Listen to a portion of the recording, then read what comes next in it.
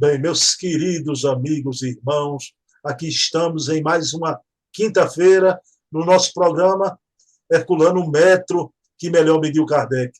Sempre com a querida Heloísa Pires, educadora, filha de Herculano, nessa conversa agradabilíssima e esperada não só por mim, com certeza por esse público que sempre está aí no chat comentando. Mas vamos iniciar logo, antes de eu falar até com Dona Heloísa, elevando o pensamento a Deus, agradecendo por mais essa oportunidade de estudo da obra de Herculano, através dessa conversa fraterna. E na noite de hoje, Herculano vai nos brindar com a temática da serenidade. Esse tema lindo e que foi tão importante na vida de Herculano, como vamos ver na noite de hoje. Então, agradecidos a Jesus por esse momento, iniciamos o nosso programa da noite de hoje. Minha querida Dona Heloísa Pires, boa noite. Como é que a senhora vai? Tudo bem? Graças a Deus, amigo Bruno Tavares, tudo bem, gratidão a Deus. Bom, passou a Copa do Mundo, viu? O argentino lá, Lionel Messi, foi o campeão, graças a Deus. Então vamos deixar a Copa do Mundo para lá. Vamos esquecer. Os argentinos precisavam de uma alegria, porque eles estão muito sacrificados. Deixa eles se iludir um pouco. Nós, brasileiros, vamos trabalhar para evitar problemas. Olha, embora aqui eu fiquei muito satisfeito que aquele rapaz, que é um gênio do futebol, né, o Messi, ele não podia encerrar a carreira sem ganhar um campeonato mundial, né? E eu gostei, né? Eu ouvi no jornal que criticaram o Messi, que falaram que ele não era argentino. Eu não entendi, eu falei, mas ele não era argentino? É porque ele jogava na Espanha, joga na Espanha desde criança, desde garotinho. Aí tinha isso, né? Ainda bem, foi ótimo. Foi ótimo. Chave do... Ele agora conseguiu a cidadania argentina, né? Tá lá com olha aqui que eu ganhei. Maior que os argentinos. Dona Heloísa, mas ainda na primeira parte, eu não vou entrar ainda no conteúdo, nas perguntas sobre o conteúdo. Hoje a gente vai tratar dessa obra, Dona Heloísa, o Ser e a Serenidade, né? Cadê sua capa, que eu adoro ver a capa. Oh, capa linda, verdinha, Dona Heloísa, que bom, que bom, que bom. Dona Heloísa, mas antes da gente ir para o conteúdo, eu queria lhe fazer uma pergunta, né? O querido professor Herculano, isso é a tese de formatura dele, né? Como filósofo, em filosofia. Na USP. Na USP. Dona Heloísa, por favor, me lembre aquela fase, porque muita gente, a senhora sabe disso, quando muda de profissão, é para ganhar dinheiro, ou até quando escolhe fazer outra faculdade, né? Com um interesse pecuniário, né? O Herculano viu que o espiritismo não era aceito no debate filosófico, não é? E ele foi estudar filosofia e inseriu o espiritismo no debate filosófico. Essa é a razão, mas eu queria que a senhora lembrasse daquele momento, quando Herculano tomou aquela decisão, vou fazer filosofia, como foi a repercussão na vida dele naquele momento, e depois isso que eu também pergunto à senhora, por que ele decidiu ir fazer o curso de filosofia? Olha, naquela época, quem estava aparecendo muito era aquele padre gozado, Quevedo. E o pai, como diz o de Olinda Amorim, veio um filósofo dos séculos, ele sabia, ele estudava, ele era autodidata.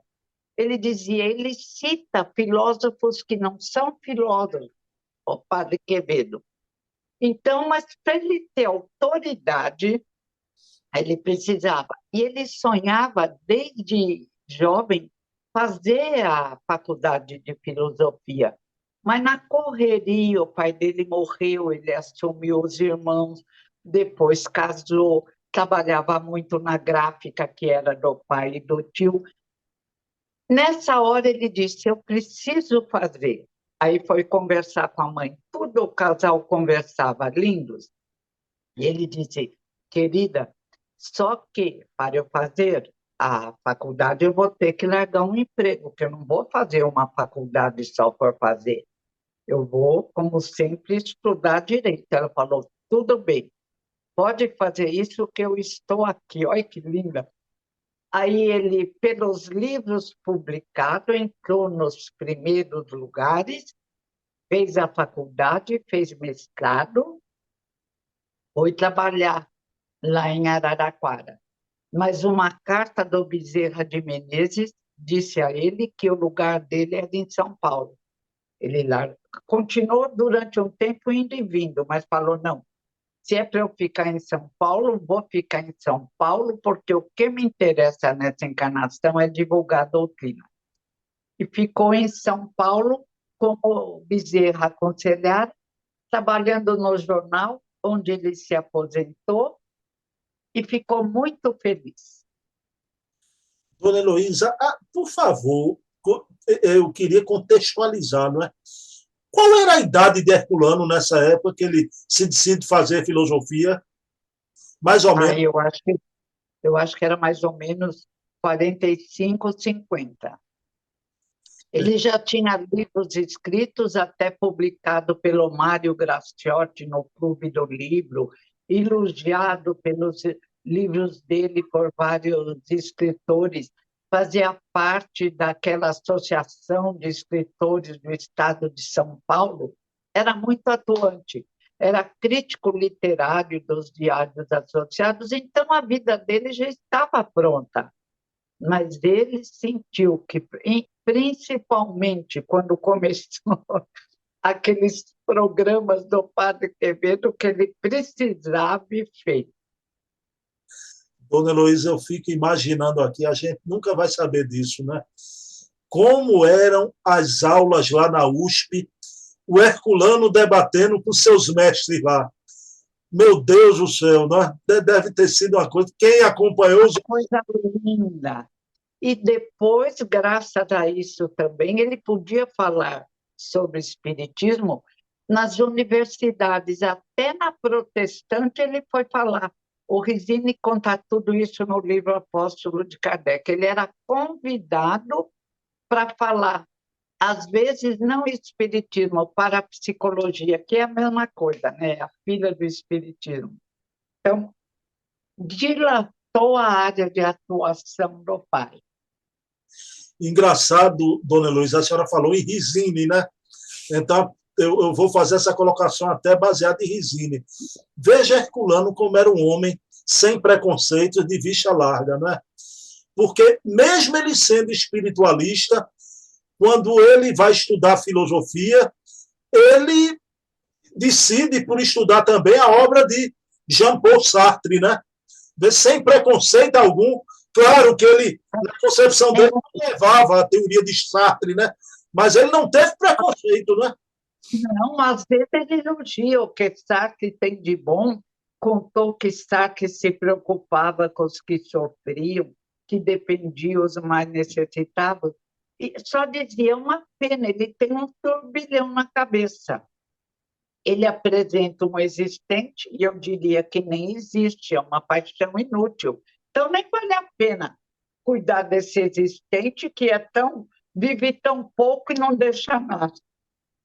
Tadinho do Sartre, muito querido. Eu aprendi com o pai a amá-lo, mas sabendo que ele era limitado. Herculano é fantástico. Pegou o existencialismo de Sartre e transformou no existencialismo espírita, né? É o existir nas duas dimensões, né? Aí... Ele até falou, o interexistente, somos interexistentes. Esse homem é demais, viu? Às vezes eu fico boba. Dona Luísa, aí me diga uma coisa, o Herculano é considerado o maior filósofo do espiritismo no Brasil, né? Semelhantemente, a Leon Denis na França. Né? Agora, o que eu fico impressionado por ele ser o maior filósofo do espiritismo no Brasil, um homem dedicado também. Ele tem uma obra, Ciência Espírita, debruçou sobre a ciência espírita, mas é um homem com essa dimensão de ser o maior filósofo espírita brasileiro, não descurava, não descurava da religião. Ele compreendia o aspecto religioso, não é, dona Heloísa? Ele diz que o aspecto religioso, devido à lei de adoração que temos quando Deus nos criou, é indispensável. Sem o aspecto religioso, não é espiritismo. Eu vou pegar todos os textos, e você lembrou daquele livro, O Espírito e o Tempo, o Triângulo de Emmanuel, ele explicando a ciência gera mudança de pensamento, de onde vem a filosofia. Quer dizer, se o homem é interexistente, a ciência não pode apresentar o homem mutilado. A filosofia espírita apresenta o homem interino. Está lá no Espírito e o Tempo.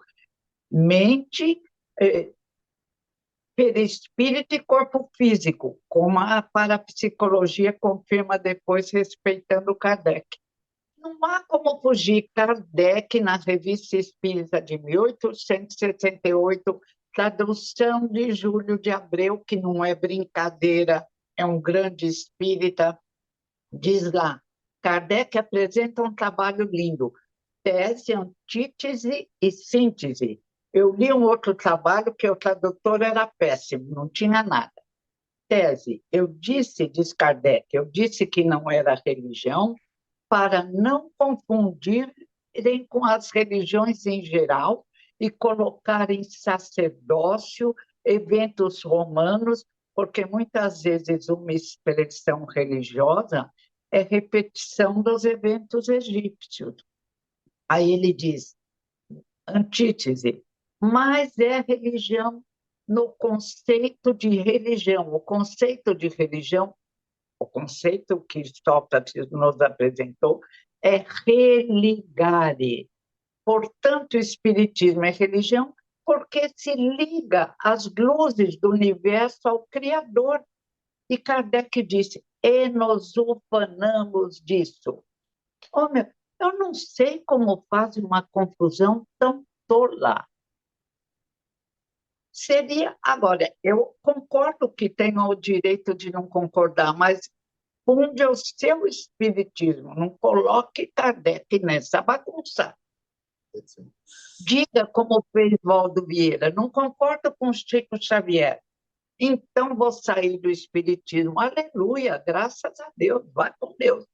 Agora, não concorda e nega o que Kardec é o Evangelho segundo o Espiritismo, é um livro religioso, estudo de Jesus, as curas de Jesus e as preces, quase um quarto do livro de preces escritas por Kardec.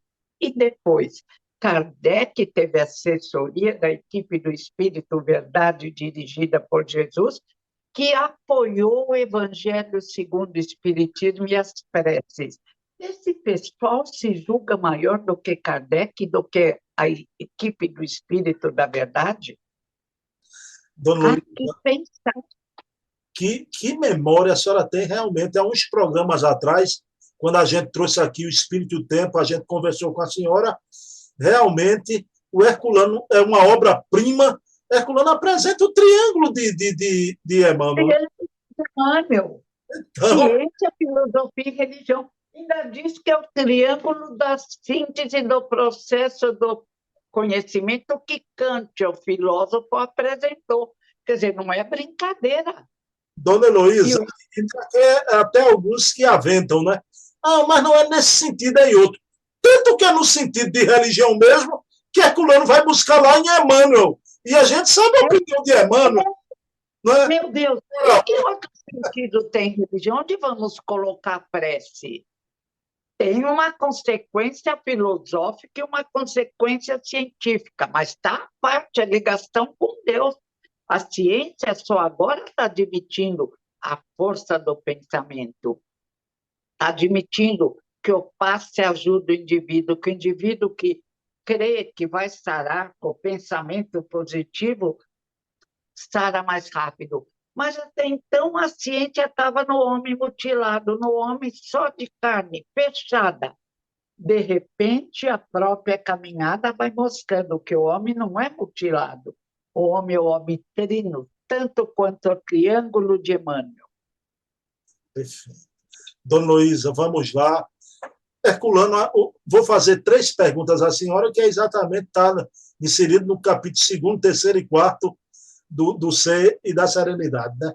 Dona Luísa, como fazer, o Herculano aborda isso, para nos aproximarmos dessa serenidade? Ai, é da própria evolução, é do próprio esforço pessoal. O pai conta num dos capítulos que o príncipe André, aquele de Guerra e Paz, era inquieto, vivia só para as coisas materiais. De repente, ele foi na guerra da Rússia, ele nem precisava ir, ele era um príncipe, mas ele quis ir. E caiu ferido quase de morte. Pela primeira vez, ele enxergou realmente o céu, porque ele só se preocupava com as coisas materiais, com o barro da terra. Então, ele diz: tudo é tolice, só existe o céu. E passa a compreender melhor o sentido da vida. Foi um processo que a evolução chega num choque. Ferido de quase morte, ele tem que deixar de sair do mundinho todo pequeno dele e enxergar as estrelas, eu diria, os trilhões de planetas, e compreender que existe muito mais além do céu e da terra. Dona Heloísa, aí, veja bem, a gente lutando para conquistar a serenidade, como a senhora disse, que é uma conquista da evolução, do esforço do espírito, né? Mas o que fazer para que não aconteça, Dona Heloísa, é um capítulo da obra de Herculano também, a queda da serenidade. É, o pai diz, tem também os falsos serenos, aqueles que se apresentam como bonzinho, falam suave, estudam gesticulação. O verdadeiro sereno, eu noto que a idade vai trazendo uma serenidade maior. É consequência natural. Uns ficam piores, ficam ranzinhos, revoltados. Não, é aceitar o ciclo natural da vida, paciência e resignação do Evangelho. E a serenidade é um esforço pessoal. Vamos analisar o que é importante e o que é passageiro, é tolice. Fazendo essa análise, vamos nos analisar, como aconselhou Santo Agostinho, como nos comportamos perante um problema. Ai, perde a cabeça, já pensa o pior. Calma, isso não leva a nada. Não construa coisas erradas, disse Jesus de Nazaré. O pensamento constrói. Então, é um hábito. A gente exercita os músculos do corpo físico para ficarem fortes. Temos que exercitar, ou alegoricamente falando, os músculos espirituais para ficarmos serenos. Quando a gente tem uma notícia desagradável, o primeiro momento é calma. Pode ser no caso de uma doença e pode não ser. Pode resolver de um mau jeito, mas vai resolver de um bom jeito. Eu confio em Deus. Existem forças de luzes nos auxiliando na caminhada. Falta de fé só causa desânimo e obsessões, porque atraímos pelo pensamento os que também não têm fé. E vamos entrando num poço profundo de agonia, de não saber o que fazer. Senta, ora, o Criador coordena tudo. E o pai diz num dos livros dele, até dos vermes ele toma conta, existem leis de proteção. E a partir daí o raciocínio domina as emoções desequilibradas. E a gente vai aprendendo a ser sereno.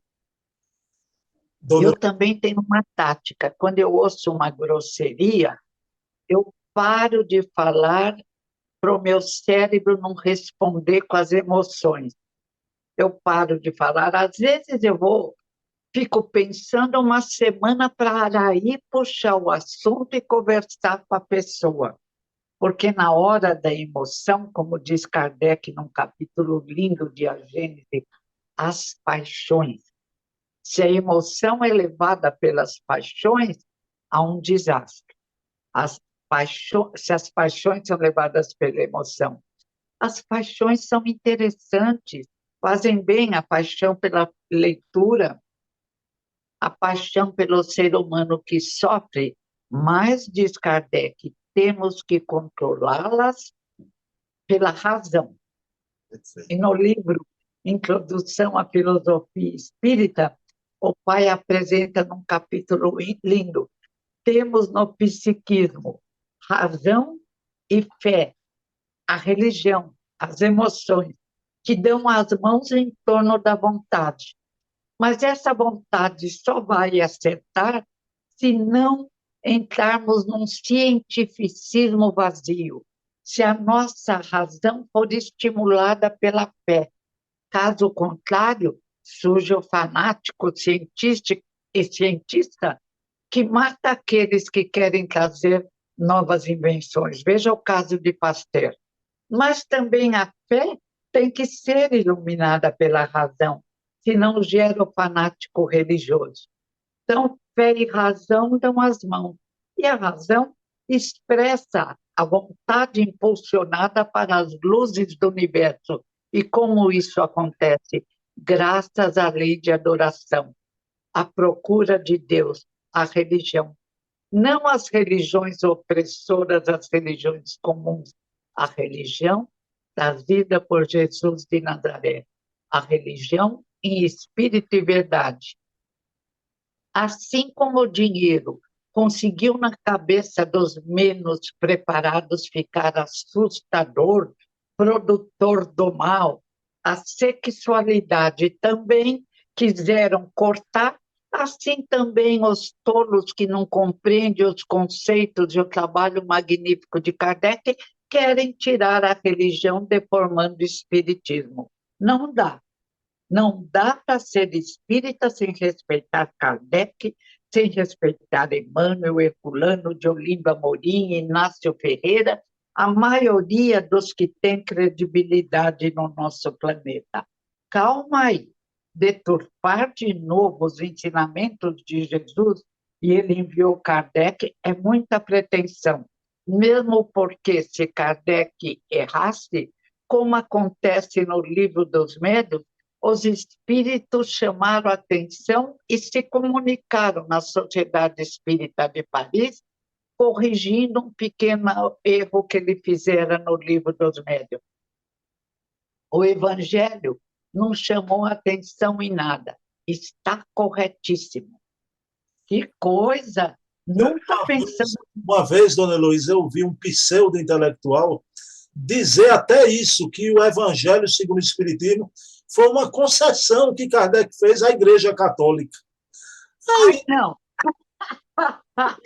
A gente tem que ir embora, como a senhora disse, não responder logo para as emoções e depois argumentar, ou nem argumentar, porque não tem o que contra-argumentar. Se deixar calado, não dá. Não dá. É como quando o querido Valdo Vieira, honestíssimo, saiu do Espiritismo. Já pensou se ele quisesse introduzir aquela tese dele dos, como era, os que tinham barba, que eram iluminados, que eram os tais? Ele ia tentar destruir. O que ele fez? Pegou a malinha dele e foi criar a religião dele. Tudo bem, ninguém se mete, todo mundo aplaude e respeita. Mas vai bem longe, por favor. Dona Heloísa, aí a gente vê esses grandes espíritos, né? Jesus, Francisco de Assis, né? Francisco de Assis, amo Jesus. Esses espíritos que têm a potência espiritual desses espíritos envolve a Terra, né? A sua mensagem Mas, Ana Luiz, aí o Herculano, no capítulo 4, né, ele fala isso, né? A elevação serena. O que seria essa elevação serena, fechando, né? Olha, ele fala em Jesus e cita também Gandhi. E Sócrates. Sócrates mandaram tomar cicuta. Foi acusado de corromper jovens, porque ele era contra adorarem animais para Deus, uma loucura. E Sócrates tranquilamente tomou a cicuta. E antes, quando a esposa dele, Xantipas, veio gritando, mas você é inocente, você não fez nada errado, ele fala, melhor, querias que eu fosse culpado? E não se preocupe, os juízes também estão condenados. Eles me condenam, mas eles também vão morrer, não pela cicuta, mas pela velhice.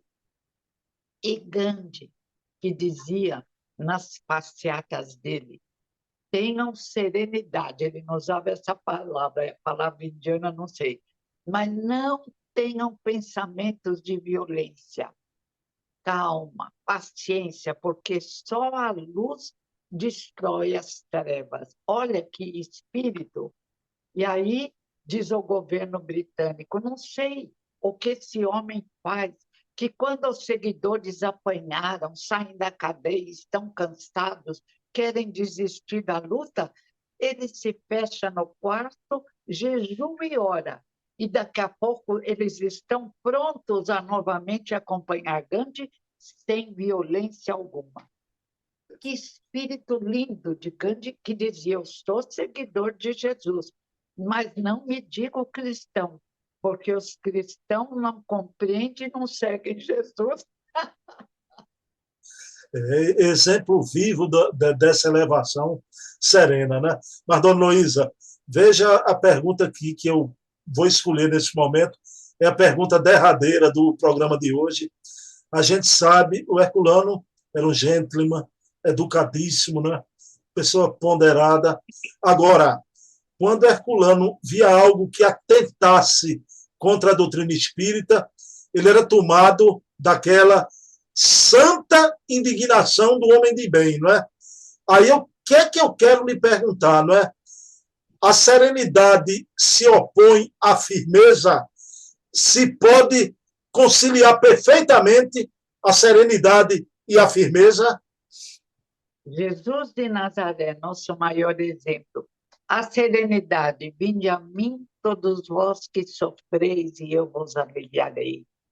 Não procureis algures consolo, não encontrarei. A serenidade doce que nós merecíamos. Sois deuses, sois luzes, sois a luz do mundo. A serenidade firme com os hipócritas, sacerdotes hebreus. Mas Jesus tem autoridade moral. Gandhi, autoridade moral. Meu pai, autoridade moral. 100 anos se passaram até aquele livro lindo dele, onde ele explica por que o corpo de Jesus era de carne. Kardec já explicara. Ele explica 100 anos para ser reconhecido que houve um erro e começaram as homenagens. Felizmente, não tem que ter pressa na defesa da verdade. A verdade sempre aparece, mas há um desperdício muito triste de tempo que poderia ser evitado. Bom, Herculano realmente era isso, não unia essa firmeza, essa santa indignação com a serenidade, e ele jamais personalizava, né, dona Luísa? A luta dele era sobre as ideias, né? No campo das ideias. Ideia. Para ele, ele nunca pediu nada, nunca reclamou de nada, tiraram livros, tiraram programa de rádio, os melhores amigos dele, quando ele foi contra a adulteração do Evangelho, tiraram o programa de rádio. Ele gravou, não puseram no ar. E ele nunca reclamou. A visão dele maior era divulgar a doutrina espírita em sua integridade, no respeito a Kardec, porque ele dizia não existe alguém com autoridade moral ou intelectual para modificar Kardec, atualizar Kardec e corrigir Kardec. A ciência vai chegar no espírito. Kardec agora está de acordo com um número enorme de neurocientistas através do perispírito, da mente extrafísica, do corpo bioplásmico. Para, gente, pesquisem, leiam e sejam humildes, que perante trilhões de planetas nós não somos os mais inteligentes, nem os mais bonitos. Dona Heloísa, que maravilha, né? A senhora lança tanta luz trazendo o pensamento de Herculano, né? Meu pai é meu mestre Para também. esclarecer que há tanta confusão. Infelizmente, eu noto, até entre aqueles que admiram Herculano, né? E que precisam estudar mais já. Mas tem que pesquisar mais no livro e pensar. E ser humilde para aceitar. Perfeito. A verdade não é como a gente deseja. A verdade brilha como ela é, senão não é verdade, vira mentira. Mas, como dizia aquele francês, o querido Victor Hugo, não é? Então, que há uma coisa mais poderosa que todos os exércitos, né? Uma ideia cujo tempo é chegado, né? A verdade sempre vem, Dona Luísa, sempre vem. Nossa, às vezes demora quase 100 anos, mas chega, graças a Deus, e ilumina. Bom, Aí descobre uma outra inverdade que estão defendendo, mas vai chegar. No mínimo, todo mundo desencarna e aí tem que concordar com a verdade. não, eu fico pensando, né? Quem é contra a oração, a prece aqui na Terra, quando desencarnar, vai orar tanto para tirar o atraso do que não orou na Terra. Vai orar muito. Eu falo, às vezes eu acho que a pessoa foi torturada pelo fato de ser religioso, vai ver que foi queimada na Idade Média, então quer tirar aquilo. Aí Não confunde, é né? possível. Confunde a religião como instituição, confunde com a religião, a essência da religião, que independe dos homens, já. Independe do... Claro. Oh, meu Deus, a lei de adoração. Quer tirar a lei de adoração. Ok, Dona Heloísa, que maravilha. Bom, vamos orar, fazer a nossa oração final. Então, agradecer pela noite de hoje, pelo programa de hoje, por Dona Heloísa lembrando Herculano, essa lição que Herculano nos traz, essa aula magna na obra O Ser e a Serenidade.